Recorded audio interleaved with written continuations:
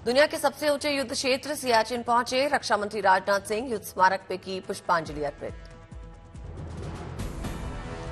रक्षा मंत्री राजनाथ सिंह ने जवानों का मुंह मीठा कराया, बातचीत करके जवानों का हौसला भी बढ़ाया। रक्षा मंत्री राजनाथ सिंह ने जवानों को कराया अपनेपन का एहसास। बोले, मैं रक्षा मंत्री बनकर नहीं बल्कि परिवार के सदस्य की तरह आपसे मिलने आया हूं।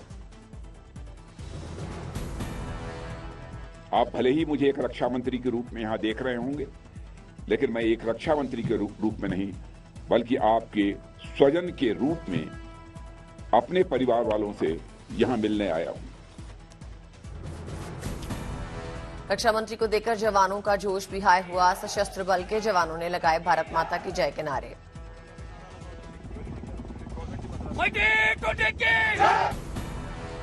चुनावी अभियान के दौरान दार्जिलिंग पे रक्षा मंत्री का पीओके पे बड़ा बयान। बोले, पीओके हमारा था, हमारा है और हमारा रहेगा। भाइयों, पीओके हमारा था, पीओके हमारा है, पीओके हमारा रहेगा।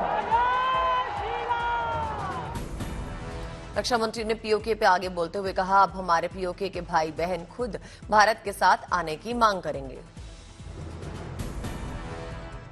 रक्षा मंत्री ने भारत की ताकत और अर्थव्यवस्था का जिक्र करते हुए कहा, भारत की ताकत बढ़ रही है, हमारी अर्थव्यवस्था तेजी से आगे बढ़ रही है। रक्षा मंत्री ने कहा, दुनिया में बड़ा भारत का कद कि दुनिया में कोई भी देश भारत को डरा नहीं सकता। आज राष्ट्रपति भवन में पद्म पुरस्कार के लिए चुने गए लोगों को पुरस्कार देंगी राष्ट्रपति मुर्मू। शाम 6 बजे से शुरू होगा कार्यक्रम। देश के सर्वोच्च नागरिक पुरस्कारों में से एक है पद्म पुरस्कार। इनकी होती हैं 3 श्रेणियां, पद्म विभूषण, पद्म भूषण और पद्म श्री। कला, सामाजिक सेवा, विज्ञान जैसे विभिन्न क्षेत्रों में उत्कृष्ट कार्य करने पर मिलता है सम्मान। गणतंत्र दिवस पे हुआ था विजेताओं के नामों का ऐलान।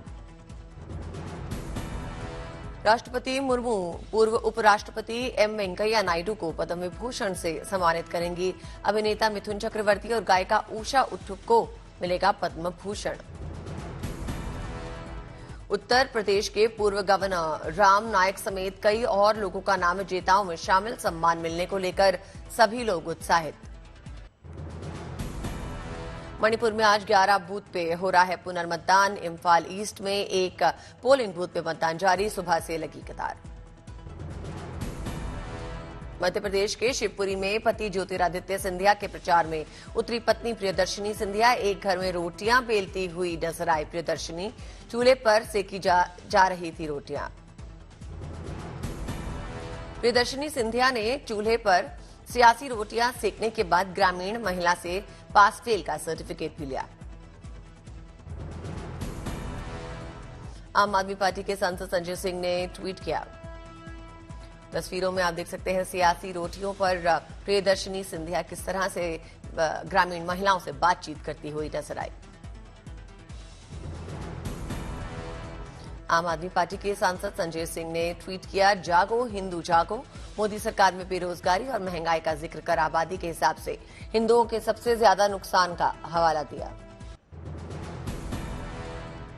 आज चुनाव प्रचार के लिए अलीगढ़ में ताल ठोकेंगे प्रधानमंत्री मोदी। अपने भाषण से चुनावी समीकरणों पर चोट करेंगे।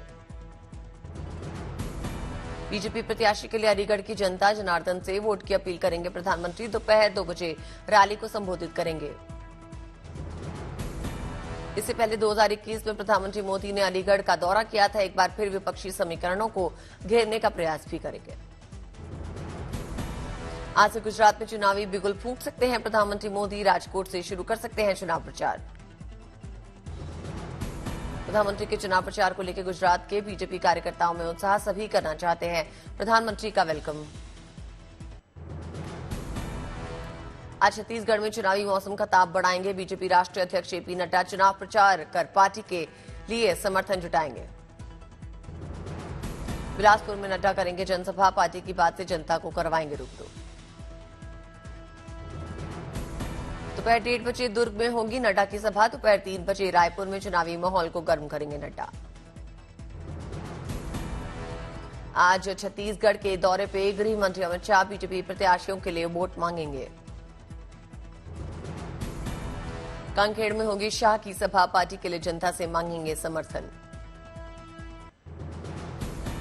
सागर के शाहगढ़ की जनसभा में सीएम मोहन यादव का कांग्रेस पर निशाना, कहा 70 सालों में नहीं बनवा पाए राम मंदिर, कांग्रेस की मुंह से मांग रही है, कांग्रेस किस मुंह से मांग रही है वोट। झालावाड़ में वसुंधरा राजे का बड़ा बयान, कहा यहां से मेरा 3 पीढ़ियों का रिश्ता, गहलोत आए या उनकी टीम, हमारा ये मजबूत गढ़ किसी से ढहने वाला नहीं। कवर्धा में चुनावी रैली में सीएम विष्णुदेव साय का भूपेश बघेल पे बड़ा प्रहार, कहा गोबर कोयला शराब के बाद महादेव सट्टा ऐप में भी घोटाला किया। गुजरात के सीएम भूपेंद्र पटेल ने चुनाव प्रचार में ताकत झोंकी, पाटन में चुनावी रैली में बीजेपी प्रत्याशियों के पक्ष में प्रचार किया।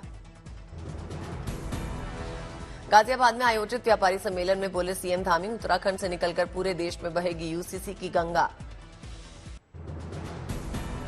हरियाणा के मुख्यमंत्री नायब सैनी का पूर्व डिप्टी सीएम दुष्यंत चौटाला पे बड़ा बयान, कहा अगर शिकायत आई तो दुष्यंत चौटाला पे लगे भ्रष्टाचार के आरोपों की कराऊंगा जांच। कांग्रेस नेता जयराम रमेश का प्रधानमंत्री मोदी पे पलटवार किया ट्वीट, प्रधानमंत्री जहरीली भाषा में दुनिया भर की बातें बोलते हैं लेकिन जनगणना के मुद्दे पर चुप क्यों हैं।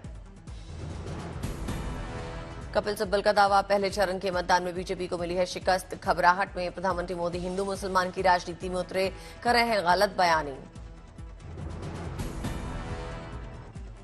नफरत के घोड़े का दूल्हा बनकर आप कभी हिंदुस्तान को बरकरार नहीं रख सकते। पवन खेड़ा का बयान, देश के 10 साल हिंदू मुसलमान की राजनीति में ही बर्बाद कर दिए गए।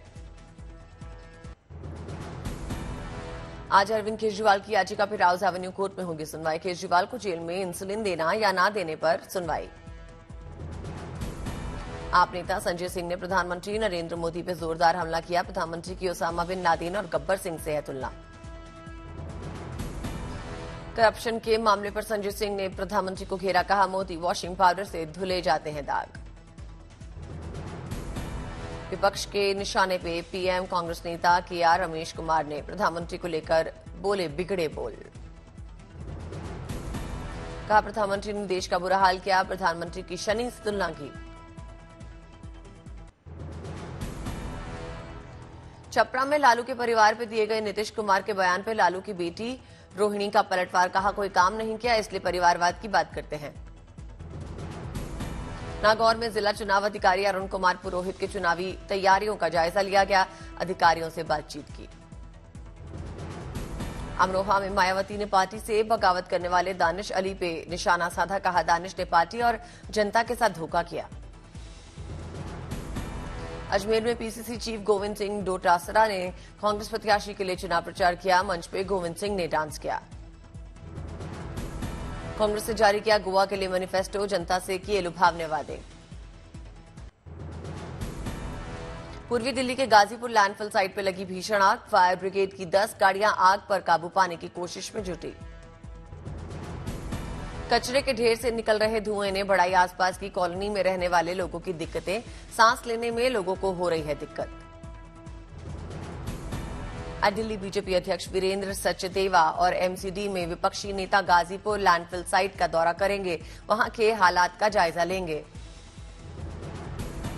गाजीपुर लैंडफिल की आग मामले पर बीजेपी ने आप पर निशाना साधा, कहा गाजीपुर लैंडफिल की फोटो दिखाकर केजरीवाल ने एमसीडी का चुनाव लड़ा लेकिन कोई वादे पूरे नहीं किए। दिल्ली नगर निगम के एक वरिष्ठ अधिकारी ने कहा कि आग पर काबू पाने की पूरी कोशिश हो रही है। अयोध्या धाम में उमड़ा आस्था का सैलाब, रामलला के दर्शन के लिए अयोध्या पहुंचे 28 देशों के 88 प्रवासी राम भक्त। विदेशों में रहने वाले एनआरआई राम भक्तों ने रामलला के दर्शन किए, रामलला की भक्ति में सराबोर नजर आए श्रद्धालु। 88 एनआरआई, 88 एनआरआई समेत 400 से ज्यादा राम भक्तों ने रामलला की आरती की। श्रद्धालुओं ने मंदिर की भव्यता पे खुशी जताई। श्रद्धालुओं ने हनुमानगढ़ी मंदिर के लिए दर्शन किए। विदेशी मेहमानों ने बजरंगबली की पूजा की। अयोध्या धाम देश विदेश से रोजाना पहुंच रहे हैं लाखों श्रद्धालु, प्रतिदिन बढ़ रही है संख्या। प्राण प्रतिष्ठा के बाद से 1.5 करोड़ श्रद्धालु कर चुके हैं रामलला के दर्शन। राम भक्ति में डूबे नजर आए अभिनेता रितेश देशमुख और उनकी पत्नी। दोनों ने अयोध्या जाकर रामलला के दर्शन किए। इस दौरान उनके फैंस ने जय श्री राम के नारे लगाए। चारधाम यात्रा को लेकर आई शानदार खबर। चारधाम यात्रा के लिए 6 दिन में 12,48,000 श्रद्धालुओं ने रिकॉर्ड रजिस्ट्रेशन कराया। चारधाम यात्रा को लेकर श्रद्धालुओं में जबरदस्त उत्साह दिखा। केदारनाथ के लिए अब तक 39,000, बद्रीनाथ के लिए 30,000, यमुनोत्री के लिए 14,000, गंगोत्री के लिए 17,000 रजिस्ट्रेशंस हो चुके हैं। केदारनाथ, यमुनोत्री और गंगोत्री धाम के कपाट 10 मई को खुलेंगे, जबकि बद्रीनाथ के कपाट 12 मई को खोले जाएंगे। रजिस्ट्रेशन का यह आंकड़ा इसी रफ्तार से बढ़ने की उम्मीद। चारधाम यात्रा के लिए पिछली बार से दोगुना रजिस्ट्रेशन।